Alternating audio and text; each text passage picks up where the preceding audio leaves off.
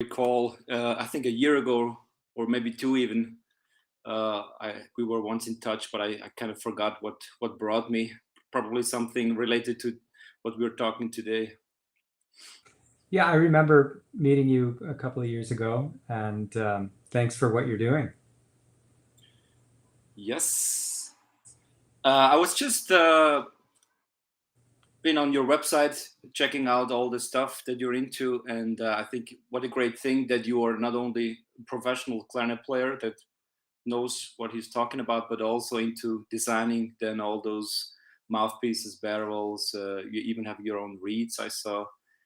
And maybe you can take us back to when all that kind of stuff started, that you're not only interested in playing, but also trying to figure out how to invent new things and to yeah, to do that kind of things. Sure. Well, I grew up with a father who was always handy. He was in the garage making things, Mhm. and just by witnessing that, I sort of absorbed the idea that if there's a problem, you can solve it with your own hands. Mhm. And when I was in university, I learned how to make reeds, and that became a very important part of my playing experience. I felt I could sound better and produce just better all around results on a homemade reed versus a commercially available one. And then a few years later, when I got my first professional job playing clarinet, I found that while I was producing a good sound on my homemade reeds, I was working too hard. I realized when you're in an orchestra, there's so many musicians around you, the sound needs to have more projective elements Mhm. naturally, so Mhm. you don't have to just play louder to be heard. You need to cultivate a sound which can be heard all on its own. Mhm. And so one thing led to another, and I realized that the mouthpiece is tremendously influential as well as the reed. Of course, the sound, the concept we have in our head is a guiding force, a guiding light. Mhm. Um, but so I harnessed those three things: the concept, the skill with reeds, and I sort of reversed it. If I can make a reed, well, maybe I can work on the mouthpiece's facing Mhm. to similarly improve the experience. Mhm. And so I found some old mouthpieces at music store junk drawers and through my own drawer of goodies, and I started practicing. And I found that in pretty short order, excuse me, I was able to make a mouthpiece better than the one that I was playing on at the time, But refacing. yeah, let me interrupt. Like in a like you first read about all those things, like the measurements and the secrets, how to do, when to do, machinery, or you just started. Yes, yeah, very, very important distinctions. So I purchased the measuring equipment. It's Hmm. just simple feeler gauges, leaf metal Hmm. gauges with different thicknesses, and a tip gauge. You don't need a tip gauge made special for mouthpieces. You can use what's called pin gauges. These are various pieces of metal cylindrically shaped in different incremental Hmm. um, diameters, and you simply slip them in the gap between Hmm. the mouthpiece and the reed, and you can get a measurement. Of And course, the those. reed is flexible, so you need a hard Uh-huh. material. I use a piece of plate glass to drop that pin gauge in there, and then you Hmm. can get a very repeatable, accurate reading on the tip opening. But those things So are available to everyone who is interested in those yes, kind of tools. yeah, the the pin gauges, they're called pin gauges, PIN gauge, and you can get them in metric or imperial measurements anywhere. Amazon is a good source for me, where I've purchased a lot of things. Mm-hmm. The piece of a glass, you can just have your local glass pro make a piece of glass that goes up against the mouthpiece Mm-hmm. and exposes the gap.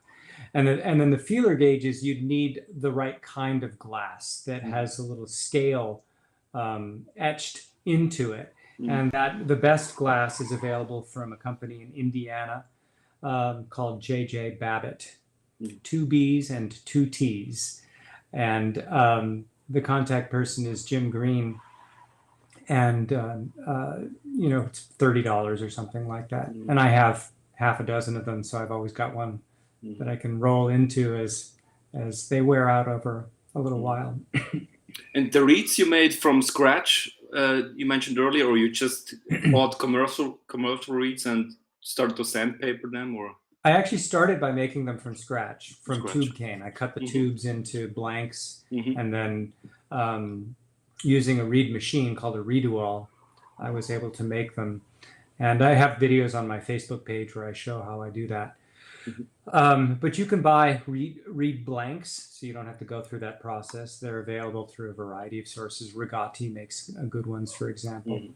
And then later I learned how to simply using my reed machine to then use the reed template that I developed to trace that shape onto commercially available reeds. And I had really good success on Van Doren traditional, the blue box reeds, where I basically I found that the shape is good, the cane is very good, but they don't make the tip fine enough for my playing style and preferences. A finer tip gives a real supple response, a warmer sound, and more comfortable free range of blowing and dynamics as well. So you started when you studied clarinet. You started doing your own reeds. There was kind of a class at the university, or yeah. My clarinet teacher had a reed machine, and I took a lesson with him, and he took me down to the basement and showed me how he does it. And then when I was at the university, they had 2 reed machines that you could check out overnight and use those machines to learn the craft on your own. And they did have a class as well. So it was very well supported, my experience. Beautiful. Yeah, I was fortunate that way. I don't think that's very common, actually. Yeah, I just wanted to ask. I'm from Switzerland, and there is a guy that gives classes on how to shave them, how to. I'm not sure if you know.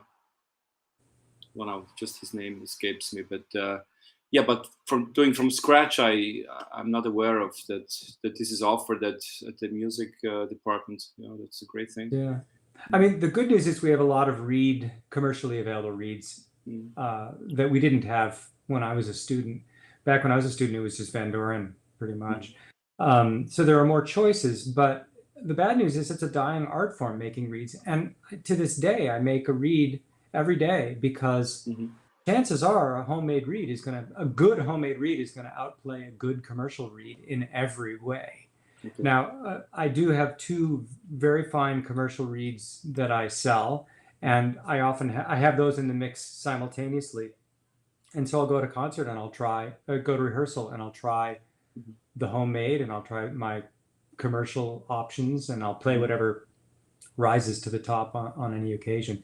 And I'm very pleased to be able to say that my commercially available reeds frequently outplay my homemade reeds. And I make a very good homemade reed. But on the other hand, it's still a worthwhile thing to make them. Make a reed every day. There's a guy who played oboe in the Cleveland Orchestra. His name is John Mack, and he used to say, "A reed a day keeps the psychiatrist away." So, as an oboist, he would make a reed or 2 every day. And for the clarinet, it just takes 10 minutes. I mean, it's not a big deal. So if you spend, as a professional clarinetist, if you spend 10 or 20 minutes a day, whether it be making reeds or adjusting commercial reeds, I think the playing experience increases so much. It's so well worth it. My skills improve. I find it relaxing. It's like morning therapy. The first thing I do, you make a reed and then move on from there. Instead of the apple, yeah. Right. And I was surprised some years ago. I checked out that you can even buy theoretically like these what do you call reamers to make the tone holes. I always thought that this kind of it's all a little bit hidden, those not for everyone to make clarinets, to make reeds, and all that kind of stuff. But it seems it's quite accessible. But still, have you had to work as a spy until you had all the things together? Well, it's an unending learning curve. We can constantly spy and explore and try things and develop knowledge. For me, it's been trial and error mostly. and using my concept as the guide. Do I like it better or worse after I've done this adjustment? And I think the same thing goes when you're adjusting reaming tone holes, undercutting them, voicing, phrasing the instrument. Ultimately, you have to use your concept to say this is a good thing or a bad thing. And that's where it's very interesting because, in the clarinet world, there are so many different styles of sound and concepts. And I personally would not prefer an instrument made by a maker in another country that I won't mention, because I don't like that concept of sound that's prevalent in that country. But on the other, it could be exactly the opposite. I make a very specific mouthpiece, one that has a lot of this and less of that in its voice. And that person in that country would probably think it's a piece of junk. And that's the great thing about the clarinet, is that we have a wide range of it's a diversity of sounds and styles. And as the world becomes smaller, with internet and, everything else, I worry that the instrument will become more and more homogenized and less full of life and character and different personalities. I mean, the clarinet, actually, compared to the saxophone, we're pretty stiff. We're pretty square. I mean, we have, in the symphonic world especially, a very narrow, small box that we tend to find acceptable. And in the saxophone world, they have so many different mouthpieces and so many different styles, and they celebrate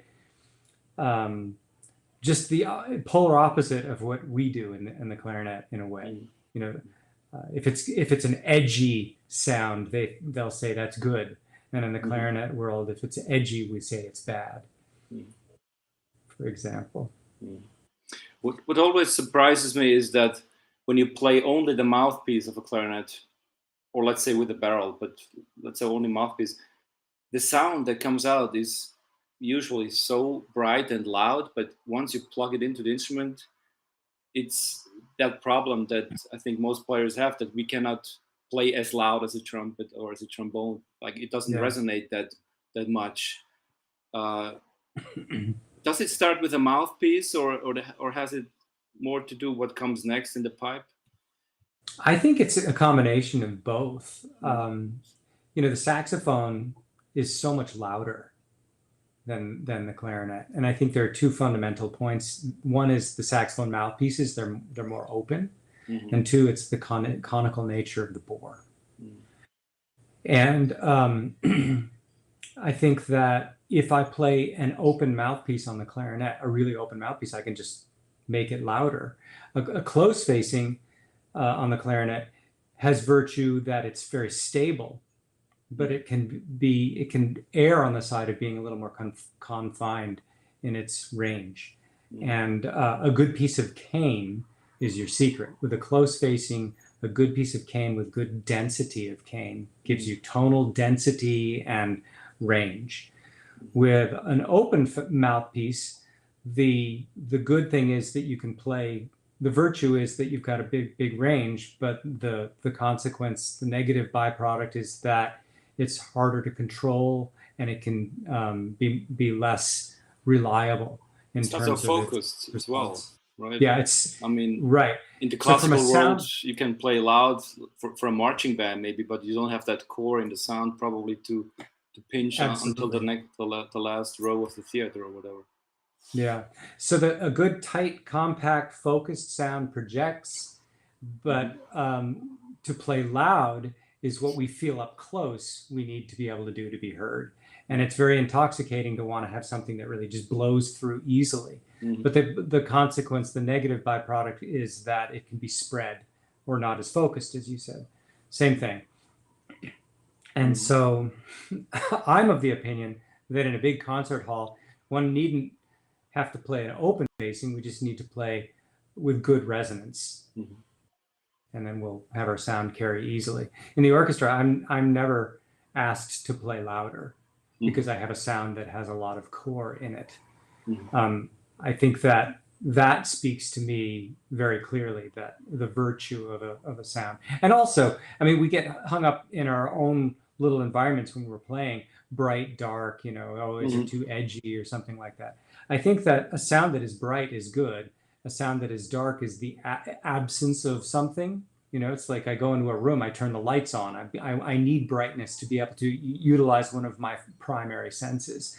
And so a dark sound is the absence of upper partials in the tonal construct.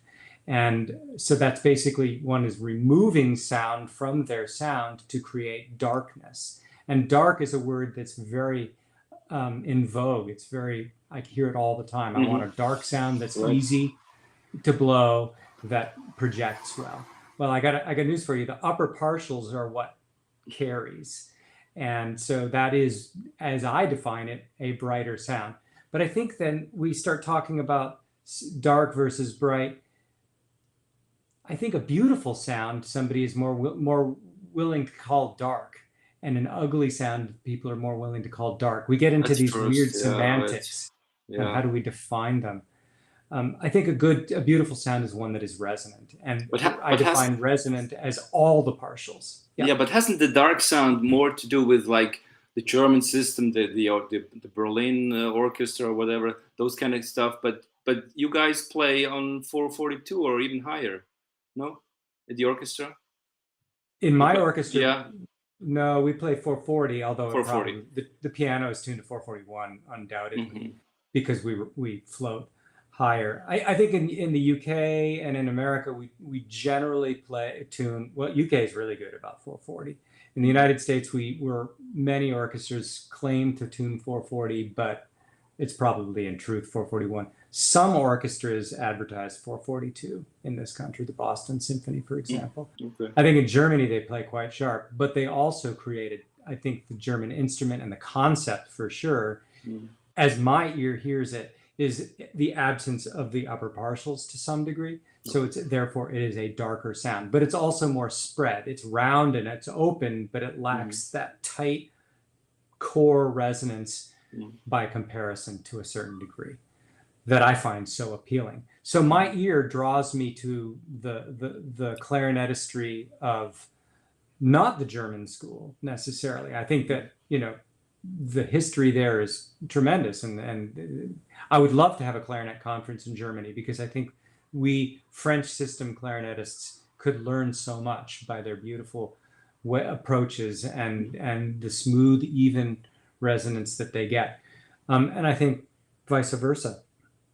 We have a wider range, I think, in general. The virtuosity of the European continent, French system clarinetists, is amazing to me. It's far superior to what I typically hear in the United States.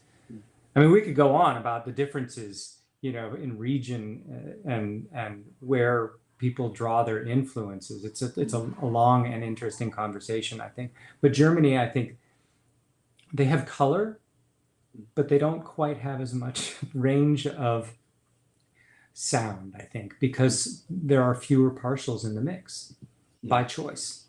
I mean, in Berlin, they're playing, reeds that are not made out of wood, because for one, well, not exclusively, but many famous musicians there are, because I think in part they're dark. Yeah, interesting. And I think the thing that you mentioned with that, to strive for a sound that is focused in order to project better, not to go for the volume. I think that's something you kind of meant too, right? When you said, absolutely. That's the sort of the beginning, the core essence, and then we should expand from that. A beautiful piano dolce that has purity, resonance, sweetness. I think ultimately, when it's well constructed, the sound has a very sweet elegance. What is that? What is sweetness? It's something that draws the listener in. When I hear a player with a beautiful brightness, and then similarly another player with a beautiful darkness, they're both wonderful things. But I'm drawn into the beautiful brightness. Why? Because it's complete. All the resonance components are there, all the partials. And so that becomes sweet to me. I don't think a sound can be sweet if it's not bright. So are you the good. striving for the like let's say you play the low A, you're striving for to hear the partials like the E above, so that it is in the sound as well, like I to think actively the fundamental, and then the 12th, the first partial the 12. is I mean, yeah. it's super important, very strong. But then after that, all those other partials that go beyond up the scale, the 17th and so on, I think that how they're how they're EQ'd, if they're louder or softer, that can create the character of the sound. And to me, they've all got to be there, as So many as possible. so do you hear it? Do you hear them when you play yourself in the orchestra, the partials all the way up? Yes, I mean I do, but I'm not one who's practiced, with a Voce, whatever the different programs, and really isolated them. I've done it before. I have a friend, Russell Harlow, who's really into it, and we've Yeah, gotten together, he told me about and that stuff. yeah, we've explored it, and I'm very pleased to be able to report that he has confirmed that I have a good strong 12th in my sound. And you studied with that teacher uh, that kind of he analyzed with that program, right? Well, no, I mean, my No, teacher was Robert Marcellus, and he died before these programs became but I think available. Before Russell analyzed that kind of sound. Russell No? Harlow is a friend, a personal friend of mine, and he spends a lot of time exploring it and uses that program frequently. And in fact, he goes and listens to old great clarinet players. That's what I'm talking about. Yeah, that's what I'm talking about. Yeah. Yeah, so Robert Marcellus would be one of them. I think Yes, they analyzed. Yes, he's probably analyzed him, and Ralph McLean and Harold Wright. That's the one, yeah. These great clarinetists of the American school. Right.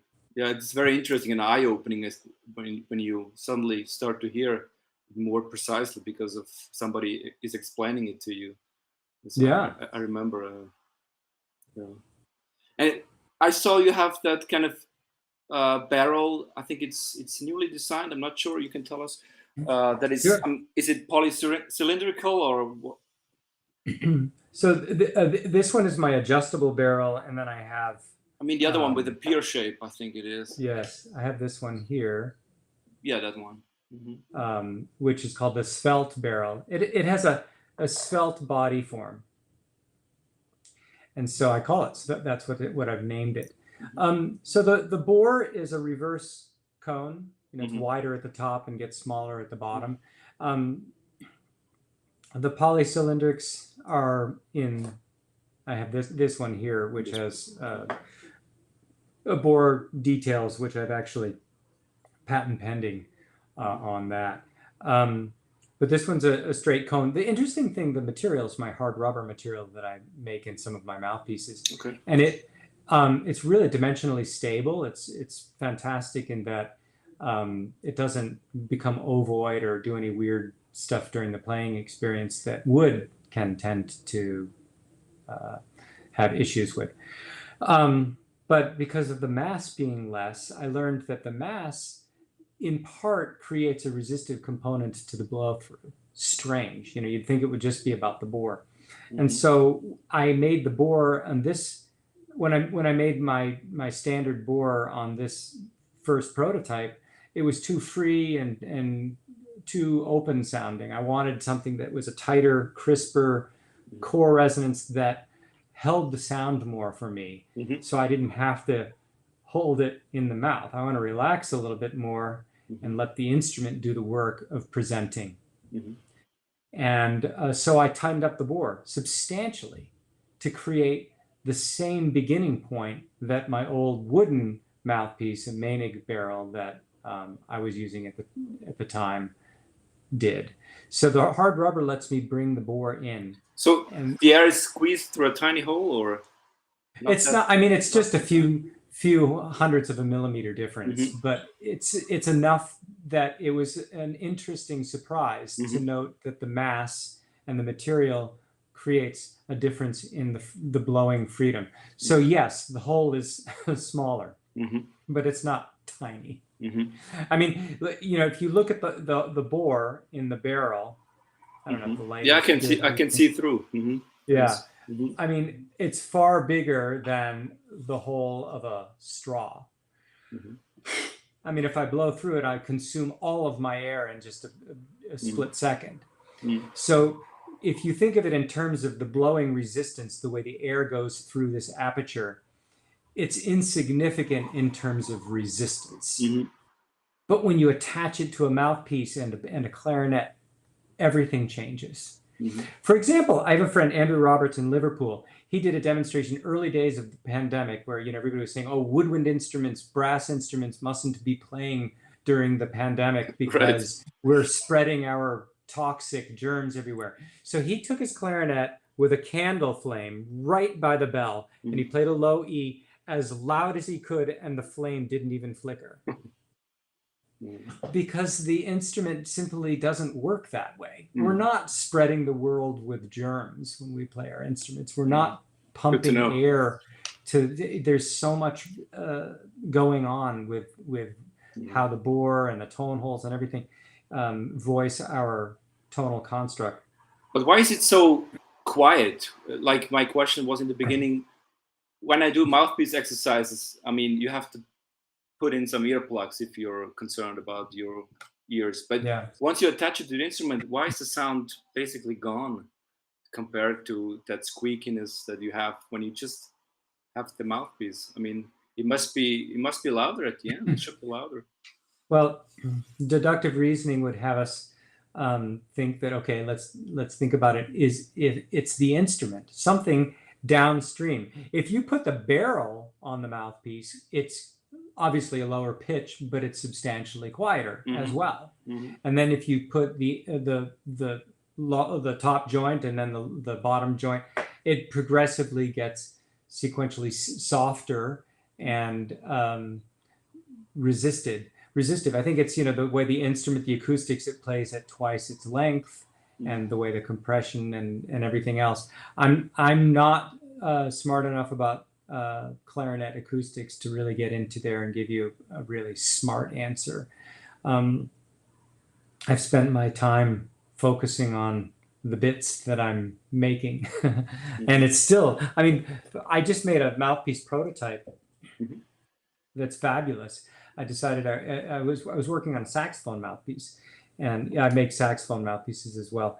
And it has a round chamber. And I thought, I've always wanted to try making a round chamber clarinet mouthpiece because there's something interesting about this.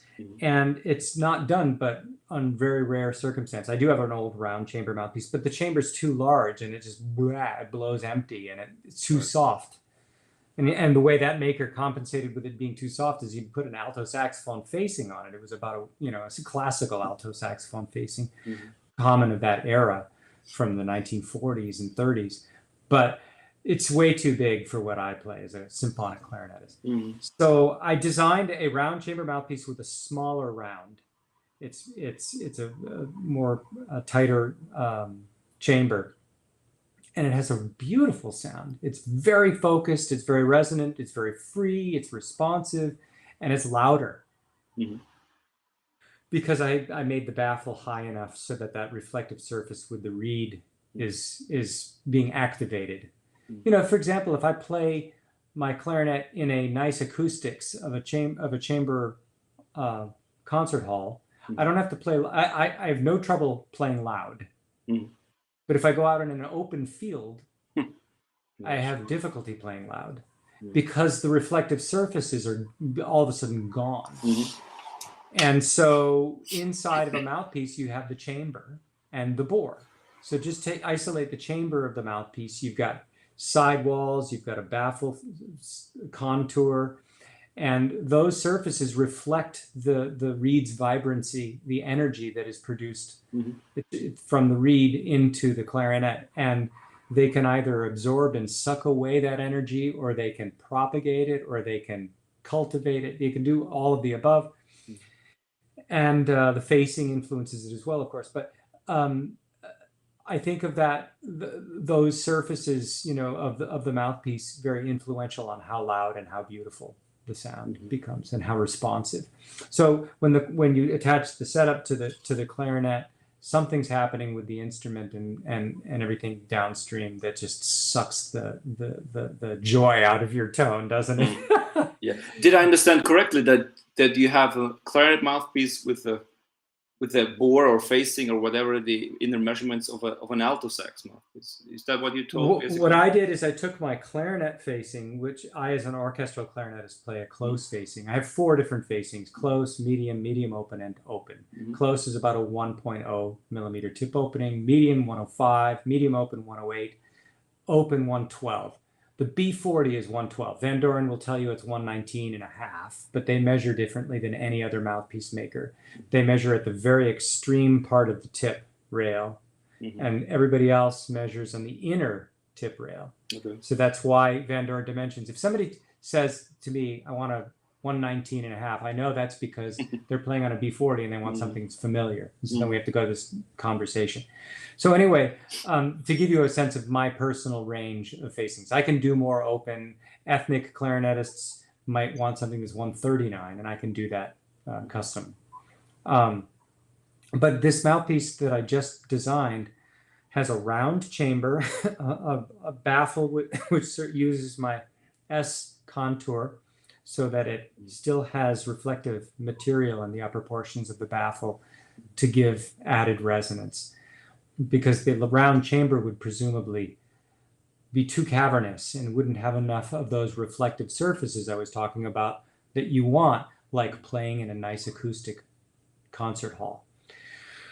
And then I fashioned it to my standard bore and close facing, and all of those things in combination created a really virtuous playing experience, with one interesting negative: the intonation gets very sharp in the upper left hand, and so I have to dial the ratios of chamber volume as it relates to bore volume and get the math correct on the mouthpiece. So that's the next step. And how is that done? Is that done with a 3D printer these days, or a special machine, or how do you do? I mean, can you try forever? Let's say this mouthpiece doesn't work. Next mouthpiece, I print another one, or. So we print.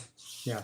I have 5 printers in the factory for prototyping and simple, solutions for the fixturing and things like that for manufacturing. And so you just put it on the printer, and the next morning it's ready to proof. It's fabulous. It's a great way to check your ideas before you go into the expensive process of fixturing and programming for the CNC subtractive manufacturing. Printing is additive manufacturing, and lathe and mills do it something called subtractive. And that process is fabulous, repeatable results, beautiful surface textures, but it's quite involved.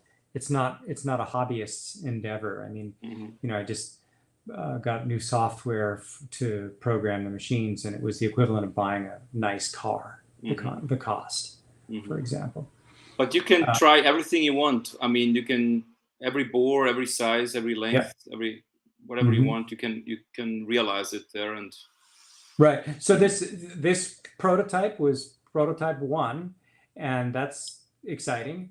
Next thing I do is I make a longer. Overall, the mouthpiece was a little bit too sharp, and I have a total volume that I want my mouthpieces to target so that the intonation is correct. So most clarinetists will just slap that mouthpiece on their clarinet and be relatively in tune. And so the prototype that I made, because it's so different, it's so extreme, with a round chamber and the length, and I did some other things that I won't talk about, proprietary ideas, that reduced the total volume in such a way that now the mouthpiece plays sharp. And I have to decide, is the mouthpiece doing especially sharp in the upper left hand as a byproduct of it's just the total volume isn't enough, or is it because the ratio of bore volume to chamber volume isn't correct? And I'm still learning about that, actually. So, I mean, I have a target range, what the ratio should be, but I don't have a true number. Should it be 64%, or should it be 69%, or should it be 73%? I'm still exploring that. And as a clarinet mouthpiece maker, this trial and error thing is really cool. Mm-hmm. And I think it's the best way because it creates a voice. Everything that I make has an identity that now players in various parts of the world can identify with. Oh, that's a Behn product because it sounds this way, because it comes from my concept, which guides my everything else that I do. And that concept is what enables a successful trial and error exploration, research, and development phase. If I didn't have a smart background as a clarinetist, well-trained, and as a mouthpiece maker, I've been doing it for more than 20 years now, those things wouldn't create a solid footing for messing around and trying and experimenting. Yeah, just wanted to say the fact that you're a player yourself is a huge benefit. I mean, I think it's, if you just... I think so. I think so very, very assertively. And in fact, I think that's a great thing that my clients can have a conversation with their mouthpiece maker. They can reach out to me, call me on the phone, text me, message me, and have a smart response from me, the maker, back to them. And there are other mouthpiece makers, few that actually make mouthpieces with machines and have, usually most mouthpiece makers are buying pre-made blanks, but very few people have that opportunity. You can't just contact that big company in France and call the guy who's going to make your mouthpiece and say, yes, but can you put a little pixie dust in it? Mm-hmm. Absolutely. Yeah, that's great. Another thing that comes to mind is, as you know, the bell, another tool that you can spend a lot of time and money, but actually, as you know, you can play most notes without the bell, and it's quite all right. I mean, it seems not that necessary, but I'm sure you can tell more about what that part of the clarinet is really about. Well, I think ultimately it just finishes the playing experience, the feel, and the sound. Okay. Yes, I could play a concert without a bell. And there is no other piece of equipment that I could play a concert without. But oddly enough, the bell has profound experience over the playing experience, especially over feel. How it focuses, how it holds the sound, and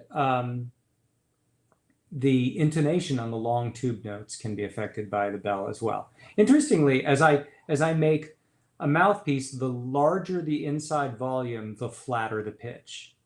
But on the instrument, the smaller the space, the flatter the pitch. So if I make a bell with a larger bore, it'll go sharp. And if I make a bell with a smaller bore, the bore is tapered. It's got a radial, an elliptical kind of a contour.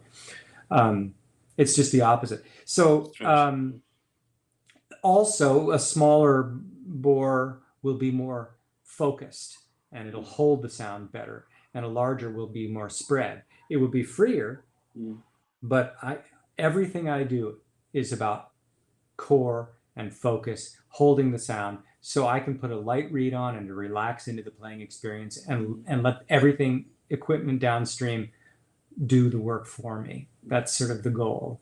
As I get older, I get lazier. And is it connected with, if it is an R13 clarinet that has already a little bit more core to it, or any other kind of clarinet, is that playing into the game as well of your I mean, there are different, with Buffet, they have different bells now with different instruments. The RC clarinet now, they've been flat bottoming the bells because it does something.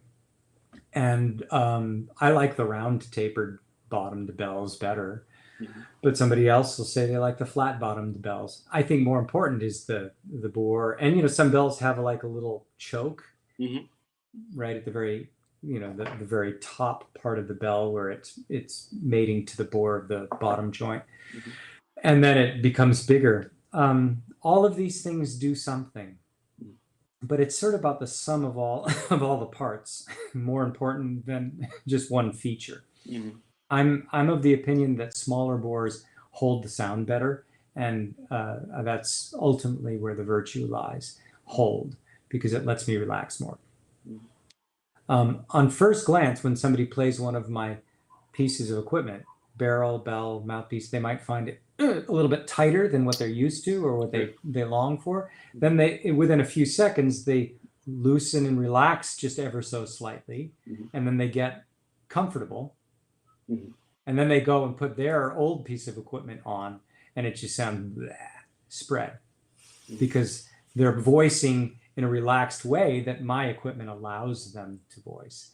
And then when they go back, they're blown away by how much easier well-positioned resistance makes the clarinet playing experience. And that's counterintuitive. Most people, they think freedom or less resistance is a total virtue.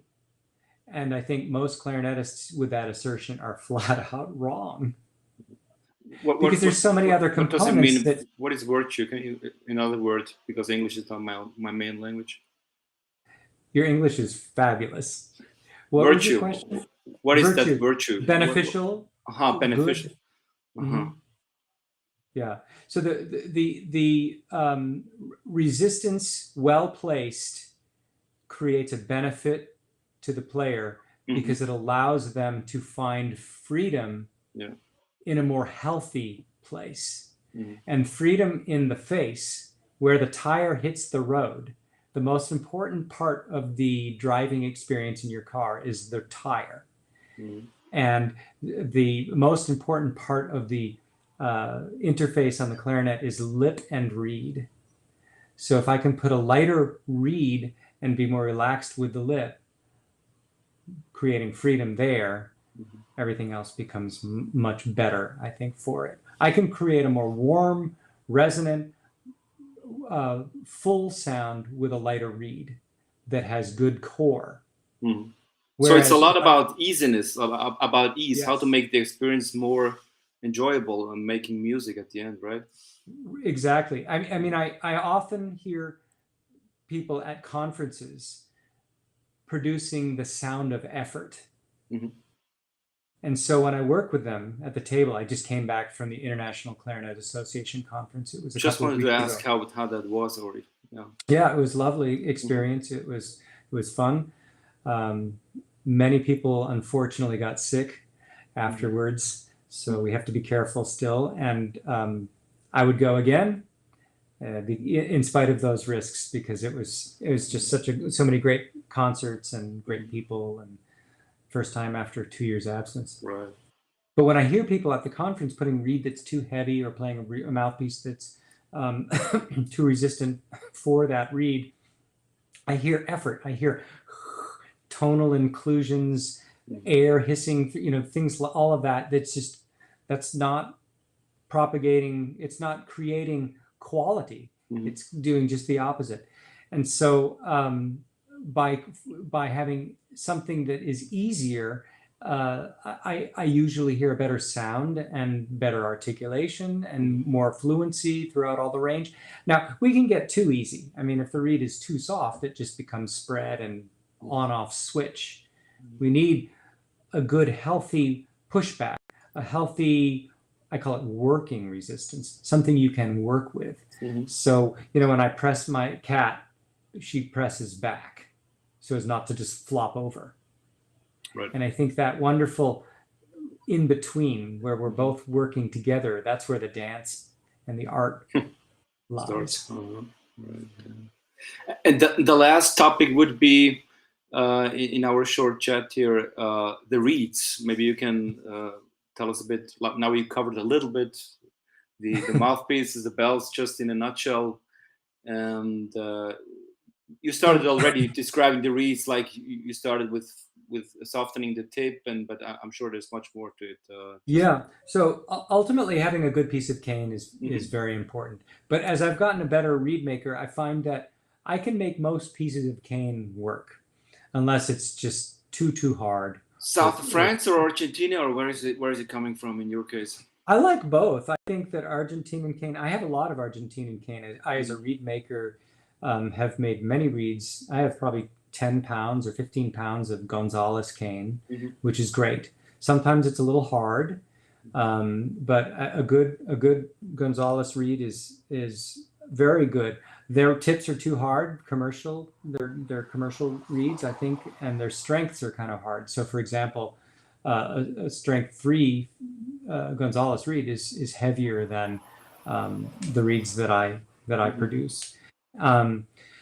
And I think most people want to play on a reed that's somewhere in that mid range, 3.5 plus 4, right around in there. But I think that most commercial manufacturers, when you play a 3.5 or a 4, there's a lot of resistance there. And the reason why it's resistant is because the tips are too heavy, 0.15 millimeters or more.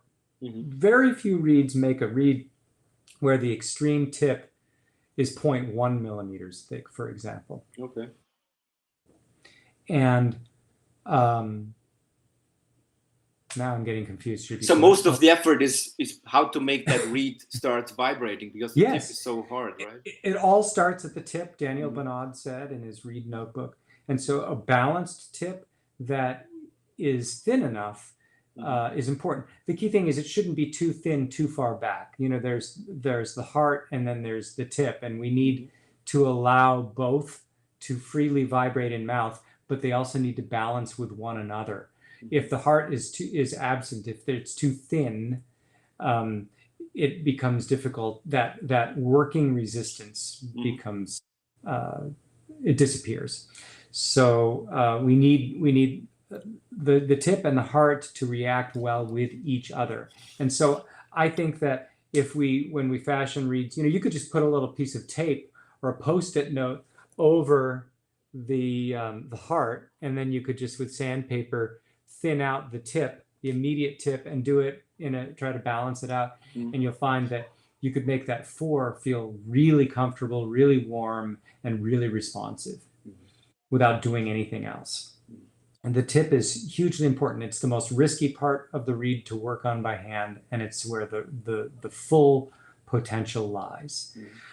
So my reeds, I have 2 different reeds. One, they're both made from cane sourced from France, the French var. But one is the Aria is a little bit warmer, darker sounding, has a little bit more cushion in the feel, and the Brio is a little crisper, tighter, zingier resonance, and it's a little bit more locked in. And so ultimately, I want my reeds on either cases to be locked in, but I want a warmth and zing both. And so it sort of depends on how you want to come at it. Do you want it to be already there right out of the box, or I should say, do you want the zing and the lock to be there from the box, or do you want the warmth and the range to be locked in from the box, and then you create the zing with how you select or how you work on it, or do you so I have you can come at it from 2 different beginning points. Some clarinetists want the sound to be really just dark, and then they want to be able to squeeze the focus in, and other people want that focus to be self-evident, and they can warm it by relaxing. Okay. And so I'm giving either option available to the clarinetist from the reed. And in both cases, the tip is already smoother and flatter than in other commercial available reeds. Yeah, right. So in both cases, the tips are finer than in those other big brands. So if the tip is 10 thousandths at the extreme tip, rather than 0.15 instead of 0.1 instead of 0.15. That's my target beginning point. There's a little bit of variation there, but it makes a huge difference for me. And your products, when people are purchasing it and buying it, it's via your home where the stuff is, or you have dealers in different, like a dealer in Europe that is distributing something, or? I don't pursue dealer relationships. I've worked with some dealers Mm-hmm. where they've special ordered for their military band in their Mm-hmm. neighborhood or something like that. Yeah. But I don't sell as a regular thing to dealers. Certainly not in this country. And in Europe, I've done a little bit of it. But my every mouthpiece that I make has been, hand finished by me, and it's very the process is slow enough that I'm not making such high volume that I can Mm-hmm.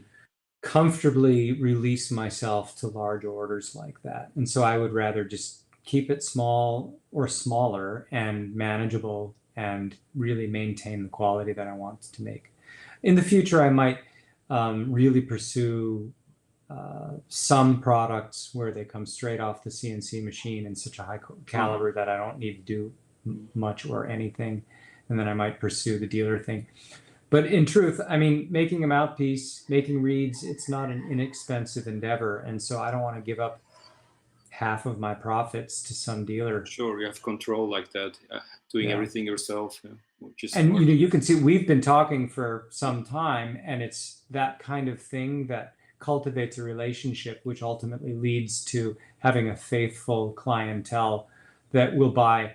I mean, this during the pandemic, I sold a lot of mouthpieces to previous customers because Mm-hmm. they bought something from me 5 or 10 years ago, and they fell in love with it, and then they decided, hey, this pandemic is a good time to get a spare, to get another Mm-hmm. mouthpiece. And a dealer doesn't have people on staff that know anything about what I'm doing, Mm-hmm. and they can't communicate and can't develop a relationship with their clientele Mm-hmm. like I can. And so it's important that I manage the voice, the sonic, uh, the way the mouthpieces sound and the way I represent Mm-hmm. that conversation to my clientele. Mm-hmm. It's Beautiful. worth it to me to keep in control of it all, of the Mm-hmm. message. Mm-hmm. My last question is, I'm not sure if I understood that correctly, but were you in touch with Ron Aldrich and he wanted to do something? Because I talked to him recently on the phone, and of course, we talked about clarinets. And what was that? Yeah. So Braun, first of all, he's brilliant and he's a fantastic clarinetist and friend. And his the zeal, the energy he puts forward towards anything that he does in life, whether it's cooking or playing the clarinet or you know uh, any endeavor, being a parent, a spouse, it's truly inspirational. So Ron recently got a book by Peter Hadcock where excuse me, he used to play clarinet in the Boston Symphony and wrote a methods book. And he talked about where the bore of the clarinet mouthpiece All right. should be touching the Now I bore remember of the again. shoulder of the barrel. Mm-hmm. So there's not a big gap Mm-hmm. between the two. And most barrels, there's a little bit of a gap because mouthpieces vary a little bit in length. The Van Doren mouthpiece is not the same length as the D'Addario mouthpiece versus the Mm-hmm. Behn mouthpiece and things like that. There's just ever so slight.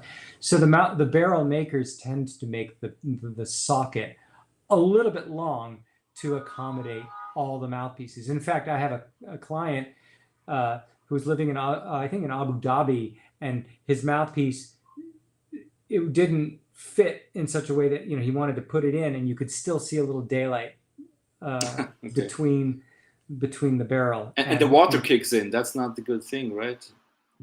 Between when those there's a gap. spaces. Yeah. When there's a gap, the water gets in there. It Mm-hmm. doesn't really matter from a sound point of view, but the gap itself can Okay. change the intonation and it can change the acoustics a little bit. So Ron's mouthpiece had a certain gap Mm-hmm. with my barrel. And so Uh-huh. we got to talking, and so I took his barrel and I worked on it Mm-hmm. and shortened Mm-hmm. the socket length Mm-hmm. for him and left actually plenty of daylight as per his request. He wanted visual confirmation that the sockets, Mm-hmm. the flat part of the mouthpiece shank was going to fit butt against the inside Mm-hmm. flat of the barrel. Okay. And similarly on the clarinet. end as well. Mhm. And he was very excited. That was the last conversation I had with him. And so I'm contemplating, he's urging me as a barrel maker to incorporate that feature where you can see daylight between the socket fitments on both ends of the barrel Mhm. as visual confirmation that you're having proper fitment. Because you don't see inside what's happening there. You have to You check it can't from see outside. how much Yeah. gap there is. Mhm. And so he's suggesting you should undersize it a little bit and market it as this is a selling feature of your barrel. And so I might do just that on my next production run of barrels. How much that gap should be is something that I'll definitely give it some research and exploration. And so also now as an after for a client, I can retrofit for them for their instrument and for their mouthpiece that they're using to ensure that is available. Takes a little time, and probably I should charge a little bit for it, but it does change the way it plays. I think it adds a little bit of crispness to the resonance, which I think is a good thing. Yeah, it sounds like a good thing. Yeah. Yeah. Simon, where are you right now? Well, this is Zurich, Switzerland. Yeah. Zurich. There's a good chicken restaurant in the countryside outside of Zurich near the FIFA, right? FIFA. Mm-hmm. You mean the world headquarters for the soccer? Yeah, I'm not going in and out there, but I know where it is. Yeah. Where it is, yeah. My cousin took me there once, and really? Yeah, it was out in the countryside. It was fabulous. Next time I'm in Zurich, I should look you up. And you had a beer with Sepp Blatter or what? No, I was a layover. My wife and I were traveling to Italy, and we had a flight to Zurich, and we spent the night, and so we had dinner with my cousin. But I have an aunt who lives outside of Bern, and so you should visit sometime. Yeah, my mother's father comes from Canton Schaffhausen, and so my sister and I have Swiss citizenship. Wow. And so it's a country that I absolutely love for many reasons. So interesting, because well, that would be another episode. But as people emigrated to the United States, like they came from all over the world. And I just recently met a couple people that somehow have Swiss roots or something like that.